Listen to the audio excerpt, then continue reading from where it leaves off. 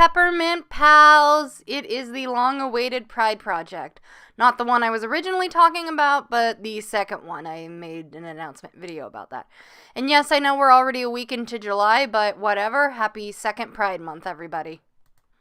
So yeah, it's just supposed to be a cute picture of my characters, at least a few from a story that, like, the one story I'm trying to work on right now, all chilling at Pride. And you'll see at the end, it's kind of pseudo Pride Festival because I just kind of make sort of a simple background with the tree that those two guys are leaning up there that I'm working on. That's Marius and Boaz, by the way, if you saw them on my Instagram. And then a grass and sky, and there's no, like, booths. There's not a ton of other people like it would be at a very crowded Pride Festival. I think if I make this into a print, I would make it look more realistic, but it took me a long time to make this, and we were getting kind of near the end, and I was getting exhausted, so I needed to, like, add, I don't know, stuff to it, I guess, like, or not add so much stuff to it and get it out as soon as possible because it was the end of June, and I wanted the Pride picture out and the video out to you, too. Originally, I had recorded over a day of footage. It was like a day and 13 hours or something ridiculous like that. And then, I had to cut it down, and that's why there's actually a lot cut out of this video and why it starts at kind of a weird place. Partially because I cut out a lot of the beginning with this, fixing the sketches and the inking and adding the white bits to the background. And then another reason is because I was coloring in Boaz's skin with Marius's hair color, and I didn't realize that right away. So there's a whole bunch of me just coloring it the wrong color and then erasing. And it starts with his skin already pretty much filled in with the correct color because somehow I hadn't recorded or I'd lost the footage of me starting with the correct color. A lot did get cut out because there's a lot of repetitive bits of me coloring in things over and over again. Because I'm trying out this new technique of coloring, and I do really like it, and I think it comes out really nice. The problem is it takes a long time, and I'm considering using it for a comic, and I just don't know if that's going to work because it takes so long, and, you know, this one picture took over a day. Granted, yes, there were a lot of details in it, but it was pretty exhausting. By the end, I was really kind of tired and not feeling it, and I think maybe that might have been because, I really wanted to get it out by, at least while it was still June, and it just wasn't going to happen, and I had so much else stuff, and, always having other stuff, that's always going to happen, but, like, giving myself deadlines can really ruin my motivation and my fun with art, so, I don't know if having a comic without so much of a deadline, but then I also want to give it a deadline so people can rely on it and read it, but I'm rambling now.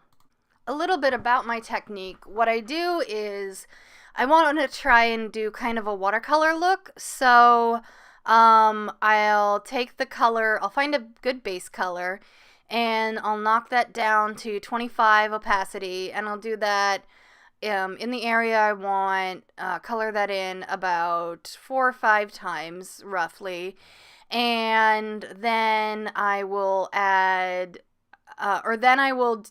of add a little bit more and erase with like a 10% opacity on the pen and the eraser, places where I want highlights and darker shade areas, and then I will choose kind of a darker and a lighter color that kind of complement the tone, the base tone, and I'll do that over. But between the time when I use the same color at 10% for the shades and also the highlights, and then do the shades and the highlights with different colors, I do another layer at the 25 opacity. So yeah, that takes a lot of work, but I kind of want to talk about the subject of this picture. Obviously, like I said, my characters, and for various reasons, I'm not really completely ready to disclose everybody's name, but I can tell you that, well, we have Marius and Boaz here, which are obviously a couple.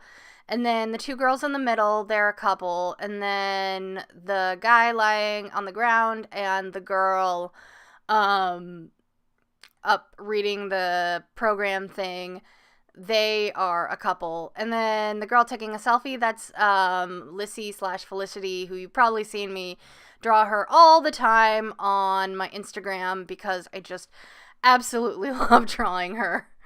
She is so much fun and super cute. So yeah, I skipped over a lot of the repetitive parts with the hair and the skin, and I decided to skip to the parts that I think would be fun to watch, which is like the clothing kind of stuff. And oh, I really love that human shirt. I was struggling what to give the girl on the end, whose name you can totally see if you pay attention to the layers, so I don't know why I'm not disclosing it. But anyways, I decided to go with the human shirt because I just thought it's so cute, and it was fun because I got to use all the different colors of the flags, and it was really fun to like put them onto those letters like that. So Marius is transgender, and I realized I didn't have anything like on his clothes or with accessories or anything to kind of indicate that. And I thought, that's like, I don't know, kind of the point. Like my characters showing pride of their identities at Pride. So what I did is I took the blue of the transgender flag and made it a little bit darker, and then I used the pink, and I used the blue for the shades and the pink for the highlights on his clothing, because obviously I'd already done skin and hair. And that worked out really well, and I thought, oh, that's really cute. Let me try that with on my other characters and their colors and their colors of the flags and their identities and stuff. So I tried it with Boaz with the bi flag. I think I tried it with the blue and the pink. And it did not work out. It was just way too bright. So I didn't end up doing that for the other characters after all. So yeah, I hope everybody had a good Pride month. I had a good time at Pride. I got a horrible sunburn, but otherwise I had a lot of fun. And this was fun to create until it was tedious. Oh, and here is where I accidentally forgot to record the guy lying on the ground with all the bright color pan flag socks and plaid t-shirt, which was really fun.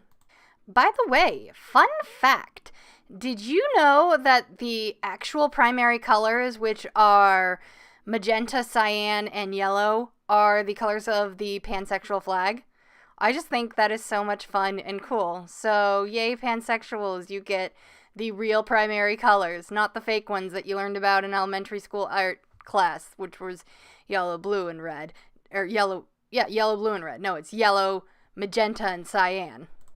I was actually going to use this Pride project, or the original one I had in mind, as kind of like a time to do a heart-to-heart, or, oh, there, I did it again. I didn't, record some of the bits, so you missed her cute little lesbian shirt, which is one I got off of Line, but I thought it was super cute, so I put her in it.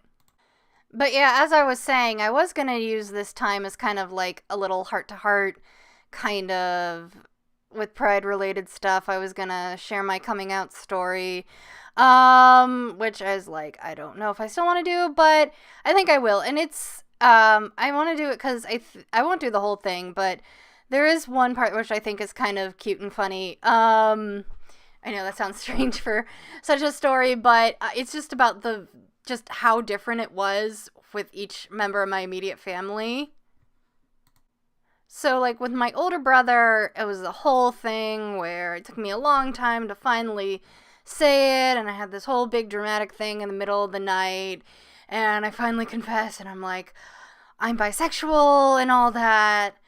And then with my mom, I never actually told her what I identify as, but, I I was tired of keeping it from her. I thought I always would unless I got a girlfriend. And finally I called her because I was at college and I was talking about, a girl I liked and I just needed to tell somebody.